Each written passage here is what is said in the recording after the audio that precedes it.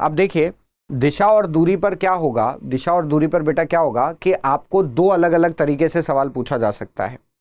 ठीक है, दिशा और दूरी में आपसे दो अलग अलग तरीके से सवाल पूछा जा सकता है। पहला तो दूरी पर आधारित पूछा जा सकता है, तीसरा दिशा पर आधारित पूछा जा सकता है।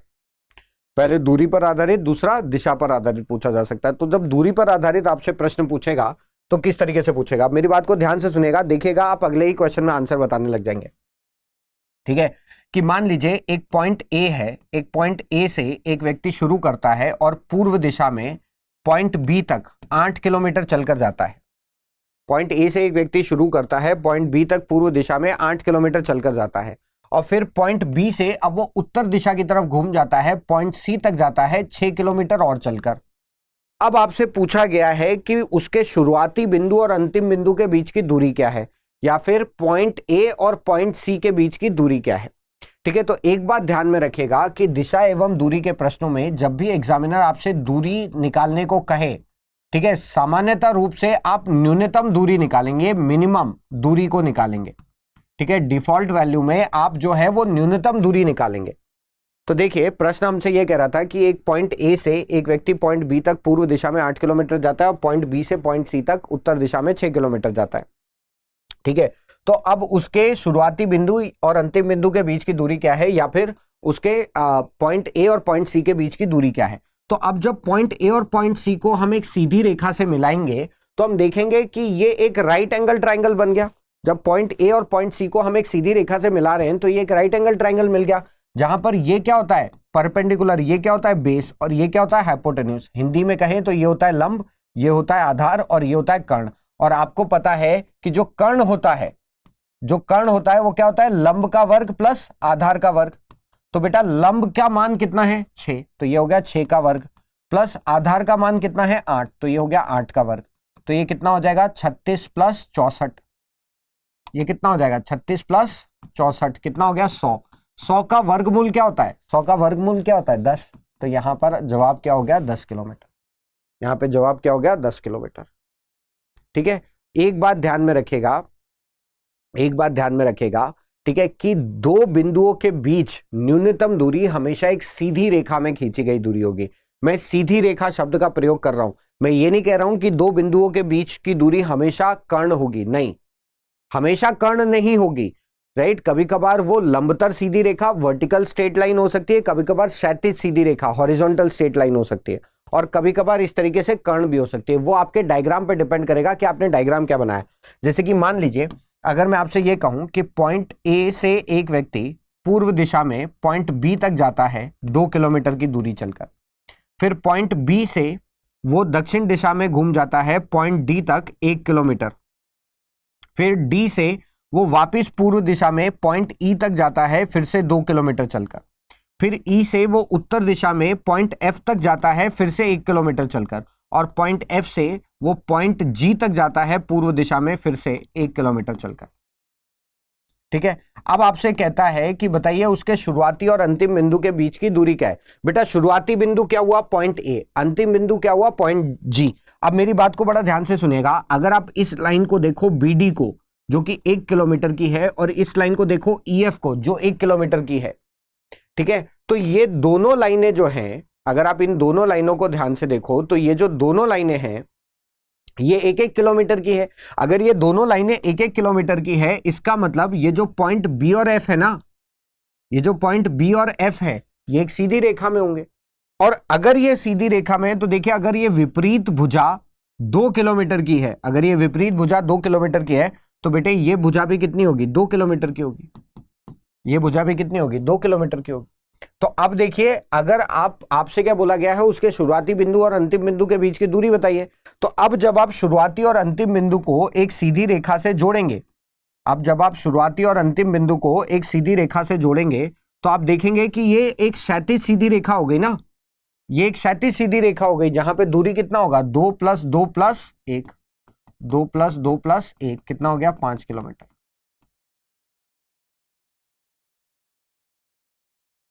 बात समझ में आई? अब बात समझ में आई बेटे?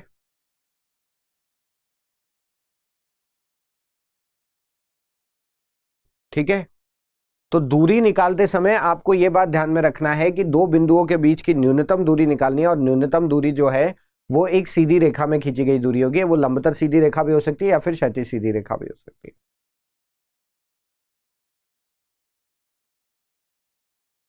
ठीक है,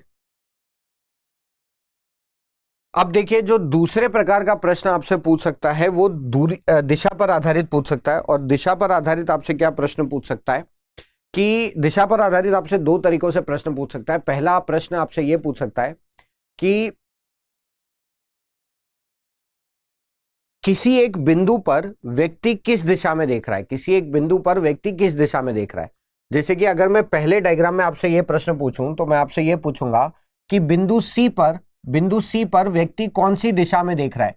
सर बिंदु सी पर व्यक्ति कौन सी दिशा में देख रहा है। अब देखिए जो दूसरे टाइप का प्रश्न आपसे पूछ सकता है वो ये पूछ सकता है कि किसी एक बिंदु पर व्यक्ति किस दिशा में देख रहा है, किसी एक बिंदु पर व्यक्ति किस दिशा में देख रहा है। जैसे कि मैंने आपसे प्रश्न पूछा पहले डायग्राम में कि पॉइंट सी पर व्यक्ति किस दिशा में देख रहा है, पॉइंट सी पर व्यक्ति किस दिशा में देख रहा है। तो देखिए अगर ये पॉइंट सी पर, देखिए जब भी हमने ये डायग्राम बनाया तो हमने इस तरीके से ये पॉइंटेड एरो बनाई।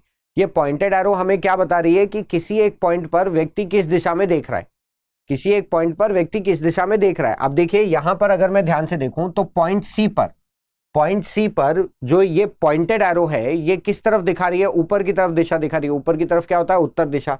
तो जाहिर सी बात है पॉइंट सी पर व्यक्ति कौन सी दिशा में देख रहा है, उत्तर दिशा में देख रहा है। पॉइंट सी पर व्यक्ति कौन सी दिशा में देख रहा है, उत्तर दिशा में देख रहा है। ठीक है, इसी हिसाब से अगर दूसरे डायग्राम में मैं आपसे पूछूं कि सर पॉइंट ई पर व्यक्ति कौन सी दिशा में देख रहा है, पॉइंट ई पर व्यक्ति कौन सी दिशा में देख रहा है। ठीक है, तो देखिए जब भी हमने ये डायग्राम बनाया हम इस तरीके से पॉइंटेड एरो क्यों बनाते हैं, क्योंकि ये पॉइंटेड एरो बताता है कि किसी एक पॉइंट पर व्यक्ति कौन सी दिशा में देख रहा है। तो फटाफट बताइए कमेंट करके। ठीक है, पॉइंट ई पर व्यक्ति कौन सी दिशा में देख रहा है।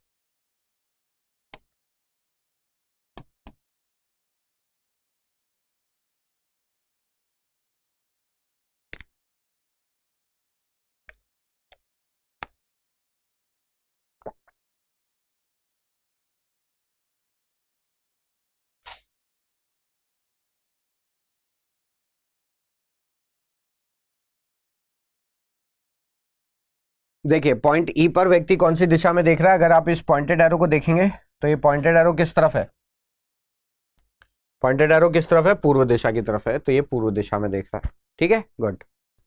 चलिए अब देखिए जो दूसरे प्रकार का प्रश्न आपसे पूछा जा सकता है वो ये पूछा जा सकता है कि किसी एक बिंदु के सापेक्ष में दूसरा बिंदु किस दिशा में, किसी एक बिंदु के सापेक्ष में दूसरा बिंदु किस दिशा में, किसी एक बिंदु के संदर्भ में दूसरा बिंदु किस दिशा में, आपसे ये पूछ सकता है।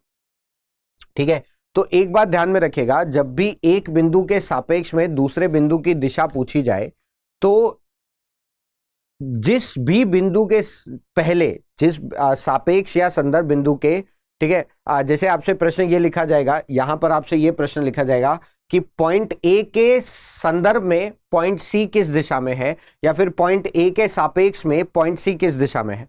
तो एक बात ध्यान में रखिएगा बेटे, ठीक है, एक बात ध्यान में रखिएगा कि, ठीक है, एक बात ध्यान में रखिएगा कि जिस भी बिंदु के संदर्भ में, मतलब जिस भी पॉइंट के साथ, मतलब सापेक्ष शब्द या संदर्भ शब्द से पहले जो भी पॉइंट लिखा हो, जैसे आपसे ये पूछेगा कि शुरुआती बिंदु के संदर्भ में अंतिम बिंदु कहां है, या शुरुआती बिंदु के सापेक्ष में अंतिम बिंदु कहां है।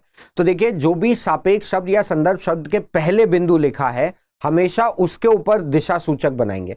ठीक है, जो भी संदर्भ शब्द या सापेक्ष शब्द के पहले जो भी बिंदु लिखा है हमेशा अपना दिशा सूचक वहां बनाइए। तो आपसे देखिए क्या कह रहा है, शुरुआती बिंदु के सापेक्ष में अंतिम बिंदु कहां है। तो सापेक्ष शब्द से पहले कौन सा बिंदु लिखा है, शुरुआती बिंदु। तो शुरुआती बिंदु के ऊपर, ठीक है, शुरुआती बिंदु के ऊपर इस तरीके से, शुरुआती बिंदु के ऊपर इस तरीके से दिशा सूचक बनाइए। ऊपर की तरफ उत्तर दिशा, ये पूर्व दिशा, ये दक्षिण दिशा, ये पश्चिम दिशा। और फिर अगर आप उत्तर और पूर्व को एक सीधी रेखा से जोड़ेंगे, अगर आप उत्तर और पूर्व को एक सीधी रेखा से जोड़ेंगे तो अब ये सीधी रेखा कहां पर आ रही है, उत्तर और पूर्व के बीच में आ रही है। तो आपका जवाब क्या हो गया, उत्तर पूर्व। अब एग्जाम की तैयारी को और बेहतर करने के लिए हमारे चैनल को लाइक, शेयर और सब्सक्राइब करना ना भूलें।